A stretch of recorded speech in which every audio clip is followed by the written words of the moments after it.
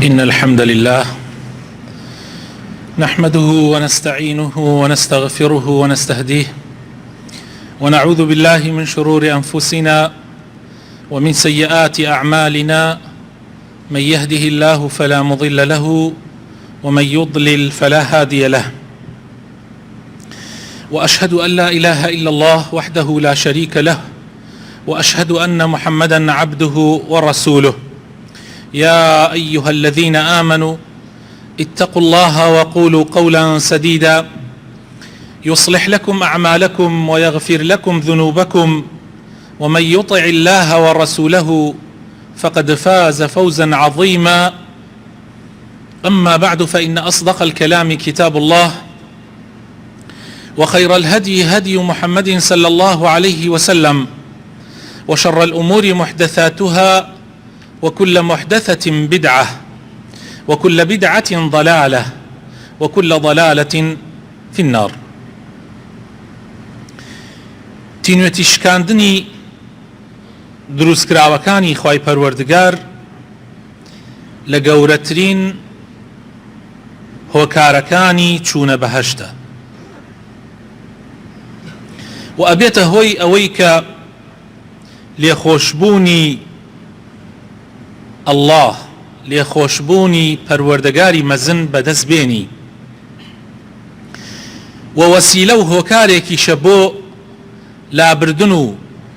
چارەسەرکردنی گەورەترین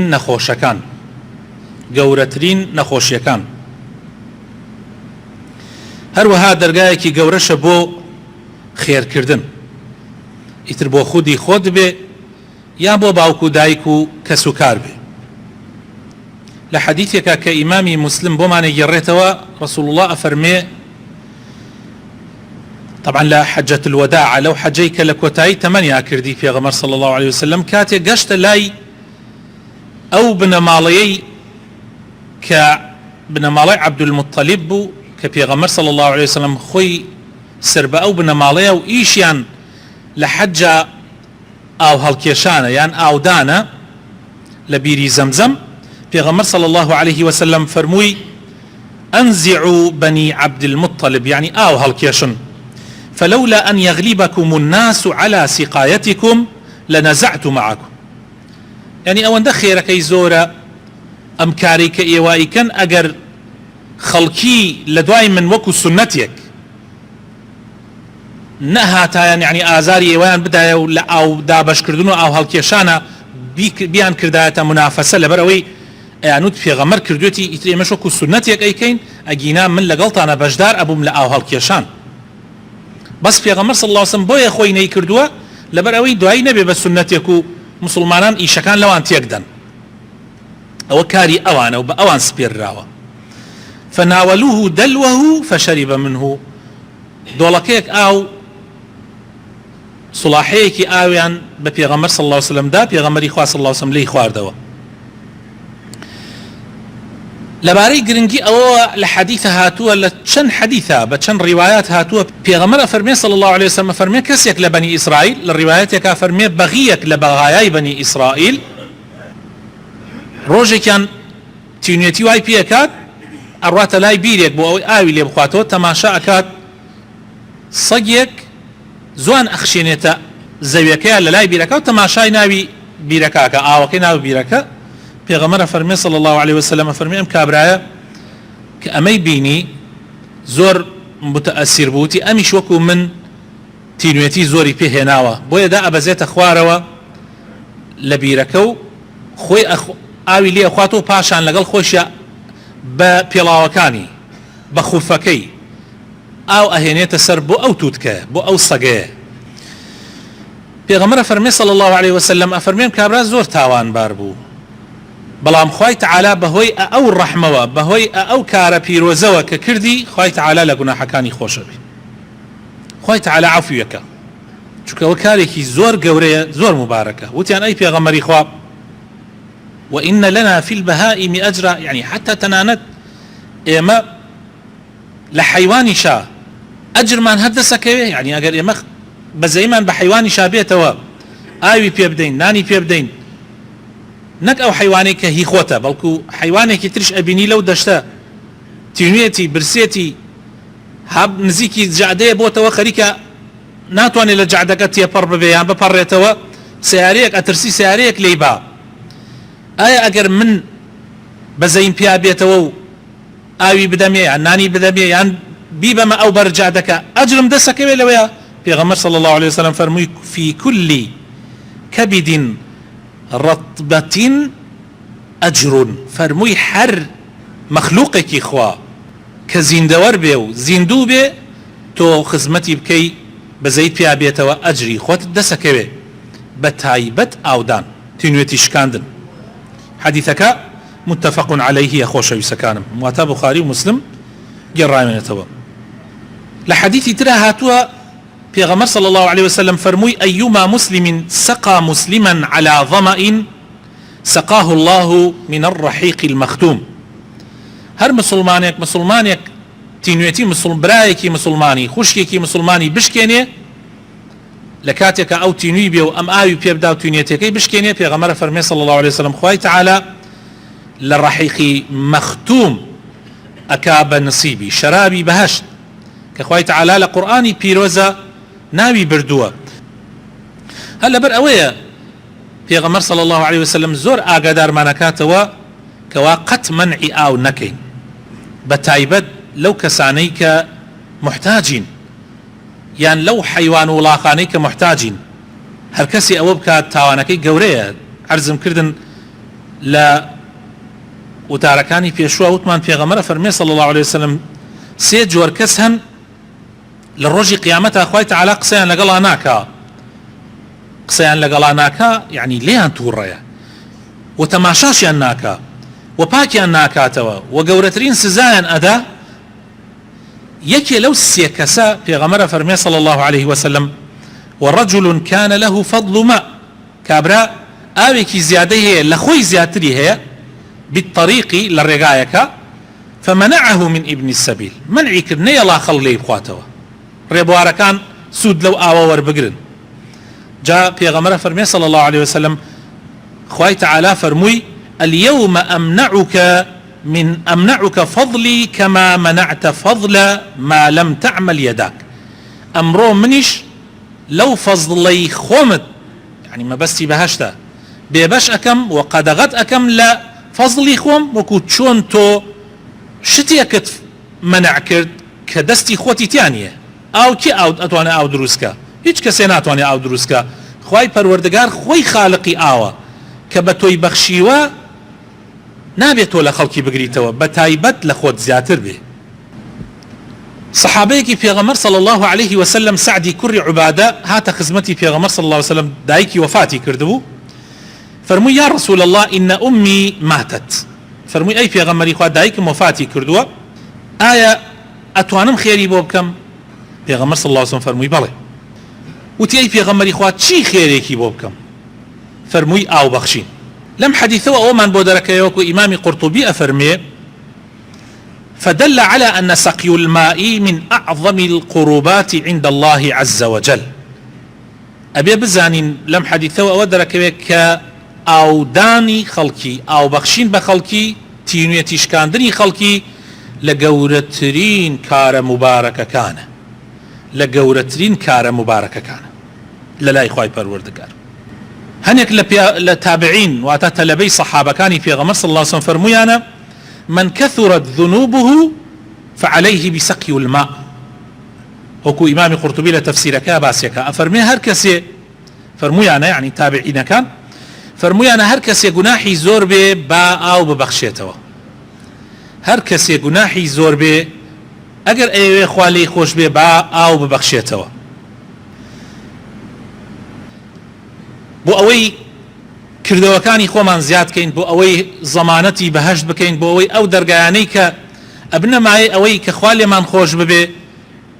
هەوڵ بدەین لەو دەرگایانەوە بچینە ژوورەوە بەلای خوای پەروەردگار ئەگەر نەخۆشیەکمان هەبوو کە یەئس بووین لە چارەسەری لە لای دکتۆرەکان با هەوڵ بدەین ئەم ڕێگایانە بگرینە بەر کە ئێستا باسیەکەین بۆ ئەوەی خوای تەعالی ڕزگارمان بکە ئەگەر کە سوکاری مردومانەوە حەزەکەن خێریان بۆ بکەین بە ئەم ڕێگایانە بگرینە بەر. هەڵکەندن و یا حەفرکردنی بیر کارێکی زۆر زۆر مبارەکە. ئەگەر تۆ بیرێک هەڵبکەنی ئاوی شیرینی هەبێ یا ئاوی هەبێ بۆ بەندەکانی خوا بۆ مەخلوقاتەکانی خوا بە تایبەت بۆ ئینسانەکان و ئەبێتە مایەی ئەوەی کە بەردەوام حتا ئەو بیرە ئاوی لێ دەربکرێت تۆ سەدەقە جاری بڕاتە سەر کردەوەکان بۆ خوای تەعالایش لێت خۆشە بێ و ئەگەر نیەتت ئەوە بێ بۆ ئەوە بیکەی کە خێرەکە بچێ بۆ دایک و باوک ئینشاءالله بۆی ئەچێ و ئەگەر خۆتیش یا کە سوکارێکت نەخۆش بێ ئەو بیرە هەڵبکەنی بە ئیزنی خوای پەروەردگار ئینشاءالله خوای تەعالا شیفایان ئەدا. پێغەمبەری خوا صلی الله علیه وسلم لە حەدیثێکە ئەفەرمێ هەر مسلمانێ بیری هەڵبکەنێ لە ئاوەکەی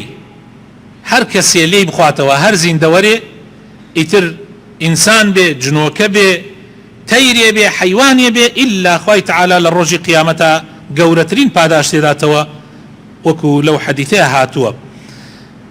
کڕینی ماتۆڕ بۆ سەر بیرەکان ئەویش خۆی بۆ خۆی کارێکی مبارەکە. جاری وایە بیرێک هەڵەکەنی 60 مترە 70 مترە بە ئاسانی ئاوی نایەتە سەر. تۆ ئەگەر ماتۆڕێکی بۆ بکڕی تر بۆ مزگەوت بێ بۆ هەر شوێنێکی تر بێ ئاو لەو بیرە دەرکەن طبعا هەوی شەر ئەجر و پاداشتی هەیە بەشدارە بی لە ئەو ئاوەیە کە ئەدرێ بەو خەڵکە. ئاودانان لە مزگەوتەکان لە شوێنە گشتیەکان لە بازاڕە کە خەڵک ئەڕوا و ماندووە و لە یەک ناکابینرا ئەبینێ ئاوێ لە شوێن ئاودانراوە لە شوێنەکە طبعا ئەجرەکەی زۆر گەورەیە و طبعا سەرپەرشتی کردنیش لەلایەن خۆتۆ بە تایبەت یعنی شتەکە بە ئاسان نەگری سەرپەرشتی بکەی بە بەردەوامی بۆی ئەجرەکە بە بەردەوامی بۆ تۆ بێ. ئەمە طبعا ماڵ و مناڵتە پارێزێ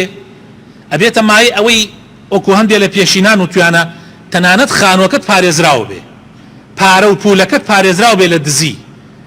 لە زەرەری گەورە حتا خەڵک زۆرتر لێی بخوا ئەجر و پاداشەکە بۆ تۆ زۆرترە. لە کتێبی تەرغیب و تەرهیب هاتووە ئیمامی حاکم تووشی زامێک ئەبێ لە دەمچاوی تقریبا 1 ساڵ لا ناچێ زۆر دکتۆر و ئەملا ئەولاکە لا ناچێ بڕیار ئەدا ئاو بدا یعنی ئاو بەخشێتەوە لە بەردەم دەرگای ماڵەکەیە لەو کاتە کوب بووە یان شتێک بووە بە وەکو کوب ئاوی بە خەڵک داوە ئەڵێ 1 هەفتەی پێ نەچوو زامەکە خۆی لە دەمچاوی نەما وخوای تعالی شیفایدا. طبعا ئەوە ئیمامی حاکم لەکوێ وەرێگرێ لەو ئەثەرەوە وەرێگرێ کە ئیبن شەقیق ئەیگەڕێتەوە ئەفەرمێ گوێم لێ بوو ئیبن مبارەک یەکێک بۆ لە سەلەف و پیاوچاکان کابرایەک هات پرسیاری لێ کرد دەربارەی زامێک کە لە ئەژنۆیایە 7 دانە ساڵە ئەیوت هەرچی ئەکەم شیفای نییە و شیفای نییە زۆر دکتۆر گەڕام زۆر عیلاجم بەکار هێناوە هەر شیفای نەبووە. جا ئیبن مبارەک رحمه الله ئەفەرمێ بچۆ بیرێک هەڵکەنە لە شوێنێکا کە خەڵک احتیاجی پێ بێ و لە ئاوەکەی بخۆنەوە ئومێد ئەکەم لەگەڵ دەرکەوتنی ئاو لە بیرەکە بەرەبەرە زامەکەت نەمێنێ. ئەڵێ واللهی بیرەکە گەیشتن ئاو ئیتر ئاو هەڵقوڵە ئەڵێ بەرەبەرە زامەکە نەما لە ماوەیەکی کەمە ئەو زامە لە گیانیان نەما. ئەمە لەمەوە وەریگردووە ئیمامی حاکم. بۆیە خۆشەویستەکانم فرسەتە ئینسان ئەگەر بتوانێت بیر بکەنێ یان ماتۆڕێک بۆ سەر بیرێ بکڕێ. هەروەها ئەو لە کاتی مناسباتە هەندێک مناسباتەیە بۆ نمونە حەج عومرە مناسباتێک کە خەڵک تایە کۆ ئەبێتەوە بۆ کارێکی مبارەک بۆ نمونە ڕۆژی جمعان کابرایەک سیارەکەی دێنێ لەو بەردەمە عارەبانەیە دێنێ لەو بەردەمە دنیا گەرمە و ئەوانە خەڵک دەرەچێ فرسەتە 2 ترمز 3 ترمز گڵاس ئاو ئەهێنێ و ئاوی سار دەدا بۆ خەڵکە. ئەمە فرسەتێکی زۆر گەورەیە. ئێوە نەتان بینیوە لە حەج و عومرە خەڵکانێک بۆ خۆیان بەهەشتا کڕن بۆ بەڵام لای خۆمان خەڵک ئەوە نازانێ بەڵام فرسەتە بە تایبەت لە کاتی گەرمایە و لە بەردەم مزگەوتەکانە لە دوای جمعان یان لەو کاتانەی کاتی مناسباتن ئەوە کارێکی زۆر مبارەکە. یا کاتێ خەڵک هەڵە سەر قەبرستان کاتێ ئەڕۆن مردوویەک ئەنێژن لەسەر قەبرستان ئەمانە هەمووی فرسەتن وەکو پێغەمبەر صلی الله عليه وسلم بۆمانی دیاری کردووە باشترین کار یان سەدەقە ئەوەیە کە ئینسان ئاو ببەخشێتەوە. دانانی بەڕادە لە مزگەوتەکانە و لە شوێنە گشتەکانە بەڕادە لە ناو مزگەوتەکانە ئێستا موسڵمانە دوو بەڕادە بۆ ئێرە هێناوە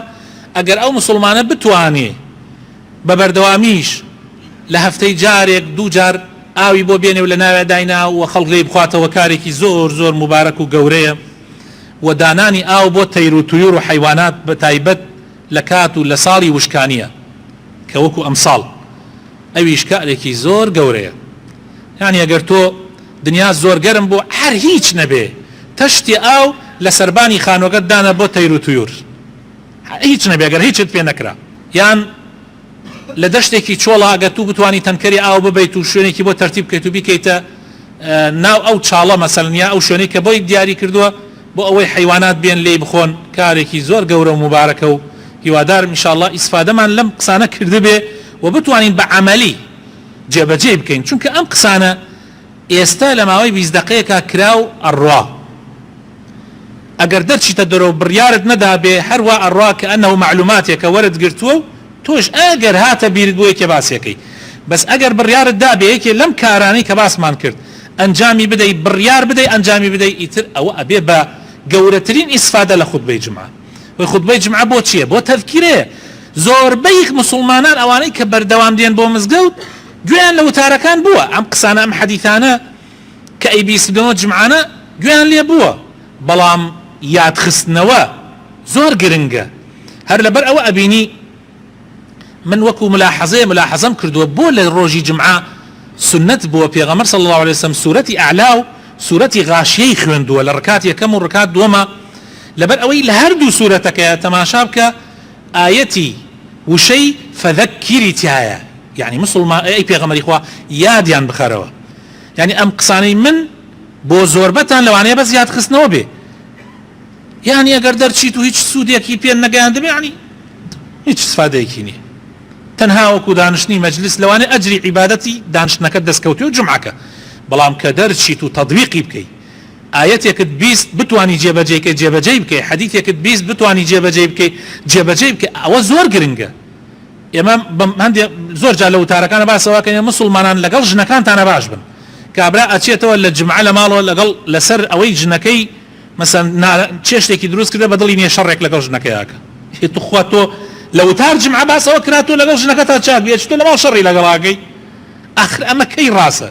ئەمە کەی تەطبیقی ئەو دینەیە کە پێغەمبەر صلی الله عليه وسلم هێناوێتی بۆ ئێمە. هەر شتێک کە ئەیبیسی هەڵدە جێبەجێیکە مەرج نییە گشتی بتوانی جێبەجێ بکەی، بەڵام هەر جاری شتێک جێبەجێ بکەی لە ماوەیە کا تەماشاکەی تۆ گۆڕاوی بوویتە بە ئینسانێکی تر. یا ڕەبی خوای ڕەحمان پێ بکەی، هیدایەتمان بدەی، نوری ئیمان بخەیتە دڵەکانمانەوە، موفقمان بکەی بۆ ئەوەی بتوانین ئەوەی پێت خۆشە جێبەجێ بکەین لە ژیانمانە، ئەوەی پێت ناخۆشە لێیت بە دوور بگرین. یا رب العالمین، یا ڕەبی خوایە شیفای نەخۆشەکانمان بدەی، بە تایبەتی ئەو نەخۆشانەی کە داوای دوعای خێریان لێ کردوین، یا ڕەبی خوایە شیفایان بدەی. هەندێک مسلمان لێرە لە جمعەی پێشووە بەشدار بوون لەگەڵمانە، ئێستا نەخۆشن لە مستەشفان، یا ڕەبی خوایە شیفایان بدەی یا رب العالمین. یا ڕەبی خوایە بخاتە ناوجوانەکانی خۆت ڕەحم بە مردوەکانمان بکەی، یا ڕەبی خوایە ئیسلاحی حاڵمان بکەی، ماڵ و مناڵمان صالح بکەی، یا ڕەبی گەنجەکانمان هیدایەت بدەی، کوردستان لە بەڵاو موسیبەت و دووبەرەکی و تەفریقە بە دوور بگری یا رب العالمین. ئامین ئامین. خۆشەویستەکانم، ئێمە لە ڕۆژی سێشەممەوە هەنگاومان ناوە ساڵی تازەی 1443 کۆچکردنی پێغەمبەر صلی الله علیه وسلم کۆچی. هەر لە ڕۆژی سێشەممەوە ئێمە ڕۆیشتە ناو مانگی محەڕەمەوە. ئەم مانگی محەڕەمە پێغەمبەر فەرمێ صلی الله عليه وسلم أفضل الصيام بعد رمضان شهر الله المحرم. باشترین ڕۆژوو لە دوای ڕەمەزان ڕۆژی ئەم مانگەیە. ئەم مانگەش لە مانگە پیرۆزەکانە خۆشەویستەکانم، هەرچی بۆتان ئەکرێ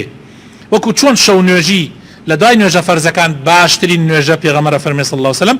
هەروەها ڕۆژوگرتنی ئەم مانگە چەندێک بتوانی باشترین ڕۆژانە. و لەنا ئەم مانگەیە خۆشەویستەکانم ڕۆژێکەیە دێم ڕۆژی عاشورا ڕۆژێکی زۆر زۆر مبارەک و پیرۆزە. لەبەر چی پیرۆز بووە؟ وەکو باسمان کرد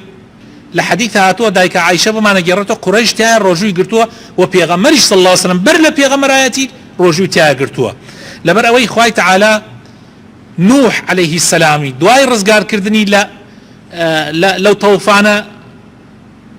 لە ڕۆژی عاشورایە سەفینەکەی لەسەر جوودی لە کوردستانی تورکیا نشتەوە ڕۆژی عاشورا. و هەر لە ڕۆژی عاشورایە خوای تەعالا فرعونی غرق کرد و موسای سەرخست بەسەریە.